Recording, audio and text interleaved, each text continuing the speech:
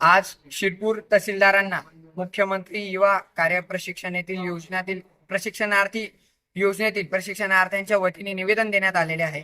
यात संभाजी ब्रिगेड, शिरपूर बस, अनुभव शिक्षा केंद्र व शिवसेना उद्धव बाळासाहेब ठाकरे यांच्या सर्वांच्या जाहीर पाठिंब्याने प्रशिक्षणार्थींनी निवेदन देण्यात आलेले आहे की जो 11 महिन्याचा जो प्रशिक्षणार्थींचा कालावधी होता तो कालावधी वाढवावा आणि त्या आस्थापनेवरती ज्या पद्धतीने राज्य सरकारने आश्वासने दिले होते निवडणुकीच्या आधी की आम्ही त्यांना कायम करू, तर त्याच पद्धतीने त्यांना त्या आस्थापनेवरती कायम करण्यात यावं अशी विनंती घेऊन अशा 2-3 प्रमुख मागण्या घेऊन आज या सर्व संघटनांच्या वतीने निवेदन देण्यात आलेले आहे। त्यातच संभाजी ब्रिगेडने राज्य स्तरावरती पाठिंबा दिलेला आहे, अनुभव युवा मंच, शिरपूर फर्स्ट आणि शिवसेना उद्धव बाळासाहेब ठाकरे या पक्षाने पाठिंबा दिलेला आहे। आणि जर का या प्रशिक्षणार्थ्यांना जर का न्याय देण्यात आला नाही, जर येत्या काही दिवसात न्याय मिळाला नाही, तर शिरपूर मधील 200-250 प्रशिक्षणार्थ्यांना घेऊन शिरपूर पास आणि या सर्व इतर संघटना पायी मुंबईकडे मार्गस्थ होतील। तर प्रशासनाला हीच विनंती आहे की त्यांनी लवकरात लवकर न्याय घ्यावा, अन्यथा तरुणांचा उद्रेक हा सरकारला झेपणार नाही।